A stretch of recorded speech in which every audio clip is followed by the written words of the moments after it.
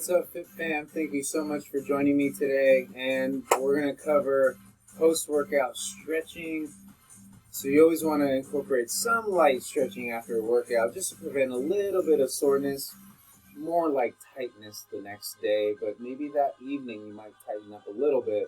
So it's always good to do a little post-workout stretch. I'm going to give you a little bit of everything. So hypothetical situation, you just finished the workout, you're nice and warmed up, full body. Let's start with our upper body, shoulders first. And so you want to focus on crossing that arm. I'm going to start with my left arm coming in front of my chest, and I'm hooking it with my right arm and holding it in place. Try not to shrug too much. Try to bring that shoulder down a little. And your arm is right around the chest. Maybe sometimes you have to go up a little bit above, but try not to shrug too much. So make sure that shoulder's down somewhat. And then other side, hooking right at the elbow so your arm remains straight. And this, you feel how it opens up the back of your shoulder, a little bit of the deltoid, opens up that posterior side. For me, the right side opens up the back a little. The scapula moves out as we bring that arm across our chest. And then from here we move on to the triceps. So then we bend our arm and we're trying to bring our bicep behind our ear. So I'm bending my left arm, pulling on that left elbow with my right hand. If this is hard, you push from below. And you try to get that tricep and elbow to point up to the sky, and you hold it there. If that's easy, then you pull from up above, and you're just trying to stretch out that tricep. Now from here, feet are kind of wide. Lean to the side. So I'm on my left arm. I want to lean to the right. Use your core. And now all of a sudden you feel the stretch through the rib cage, the side of your body, getting a little bit of your lats, a little bit of that posterior shoulder. And then go to the other arm. So first, triceps. Bend the arm. Pull that elbow. And we focus on the tricep first, right? And that'll help relieve a little tension through the shoulder, right? Because obviously the tricep comes in and leads into that shoulder complex. So if your tricep is tight, it could pull on your shoulder. So now we lean away. So right arm, I'm leaning to my left. Use your core a little bit as you lean to the side. Feel that stretch along the right side of your body now. And then we move on. So that's a great little upper body, tricep, little shoulder back. Now we're going to get a little bit more.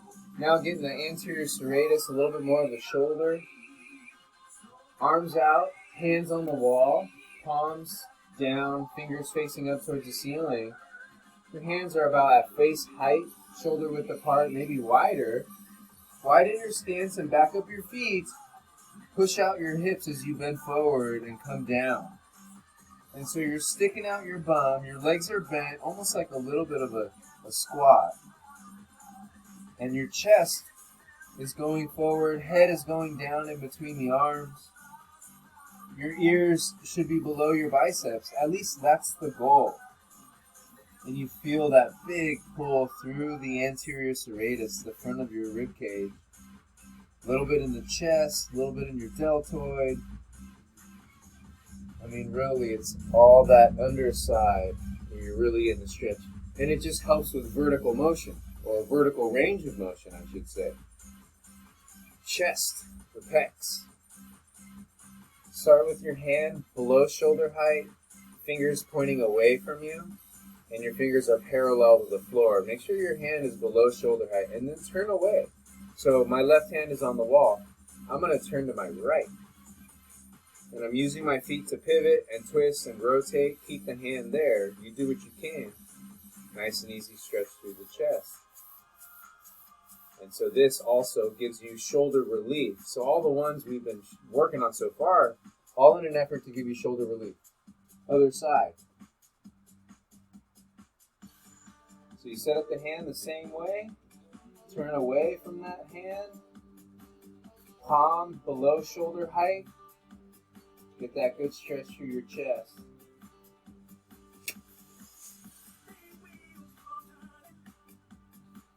Nice. And then from there, let's stretch out our quads. So we're standing. You can use that wall for balance and stability. Stretching out our quads now. Pulling on that foot, bringing the heel towards your bum, trying to keep that other knee in close proximity to the grounded knee, the supporting leg. If you want, you can lean forward and bring that knee back a little, but then stop moving forward and continue to allow that knee to move back, that leg to go back, and you feel the shift in the stretch, how it starts to get a little more intense, and it starts to go up the thigh.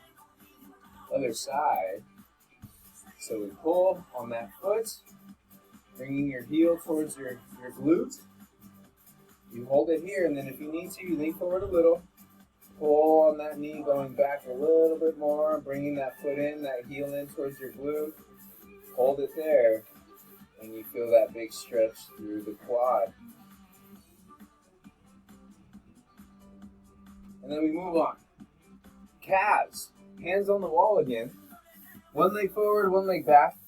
I'm going to start with my right leg back, so that means my right foot, I want it to point straight ahead towards that wall. Get your hands on that wall. Front leg is strong and supportive. Drive that heel back. That back leg is straight. And you feel that stretch through the lower leg, the calf, right behind the shin. And then we switch. Again, you point that foot forward, drive the heel down, straighten out that back leg. The length of your stance is up to you, but the bigger the length, the longer your stance, that is, the greater the range of motion for that calf to get a good stretch. All right, moving on to the hamstrings. You can use your chair for this one, a bench. So we get a little posture action here. Working on our RDLs a little bit from a seated position. Right leg is straight, left leg off to the side. One hand on top of the other. I'm going to start with my right leg straight. Make sure you're not too close to the edge of the chair where you fall out of your chair. Be careful. Slide those hands down. Posture. Shoulders up and back. Keep the chest up a little. And maintain a neutral spine as you slide those hands down. And you reach. Now the goal isn't to get to your ankle or foot. The goal is to keep a good posture and then reach down, and you'll feel that stretch behind the thigh, the hamstring. You'll feel it. You could bend the knee a little. I'm just a little unlocked in my knee. You could lock it out, but just be careful if you have hyperextension. It might be good to just keep it slightly unlocked. Other side. That other leg is supporting you, that bent leg. Good posture, shoulders up and back, one hand on top of the other. Slide down. Keep that good posture as you bend forward. Engage that core.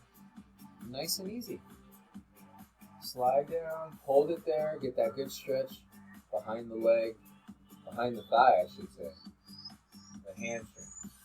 This helps with the pelvis, loosening up your lower back, right? Because we sit a lot. Bent leg position, right? And we got the stretches already that prevent us from rounding our shoulders forward, which is the chest stretch.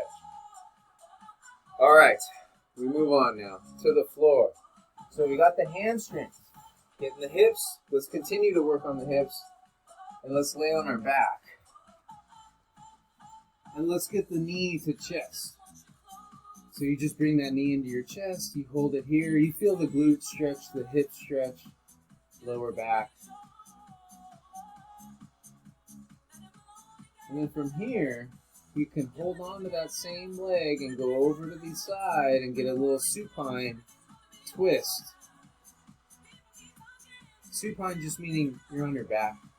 You're laying down on your back. And so you're twisting the legs, turning, rotating, keeping the shoulder down. You don't need to spend a whole lot of time on this. Go to the other side. Bring in that knee, right? Because we're warm, you don't have to spend a whole lot of time stretching. 20 to 30 seconds, but if you feel like you need more time, you take more time. And then go over to the other side, get that little supine twist for the back. Your glutes, too, as you go over, keep the shoulder down, but you feel that glute a little bit. And then, of course, that rotational stretch through your lower back, your lower lumbar.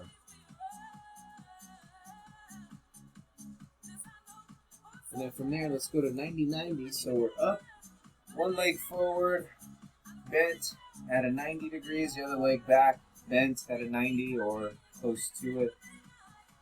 From here, we want to get, I'm going to start with my left leg down, by the way. Left leg forward. And then I'm going to get my left elbow down.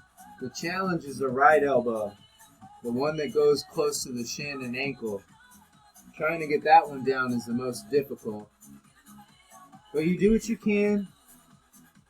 If you're loose and warm, of course, post-workout, you're real loose and warmed up, so you should be able to get there. If not, don't worry. You just keep practicing and working on it. Go to the other side. My right side is always bad for me. And you can see I can't quite get down right now, but it's okay. That's the point of stretching. You're not supposed to get to your maximum stretch right away. You want to develop it with time so that you're loose and stretched out. And what that does is it helps with your recovery period, because if you're stretched and your muscles are somewhat loose already, yeah, you're going to tighten up the next day, delayed onset muscle soreness. It's going to tighten you up. But imagine if you don't do any stretching at all, you're always tight, and then you're compounding the tightness. So getting that little stretch in here and there will definitely help give you overall relief from tight hips, tight back, shoulders. So do what you can, make it your own. 20, 30 seconds, whatever works. If you feel like you need more of a stretch, more time, keep working at it. Hydrate, get some good food, get some good quality sleep. Like the video if you found this useful. Subscribe, and until next time, stay fit.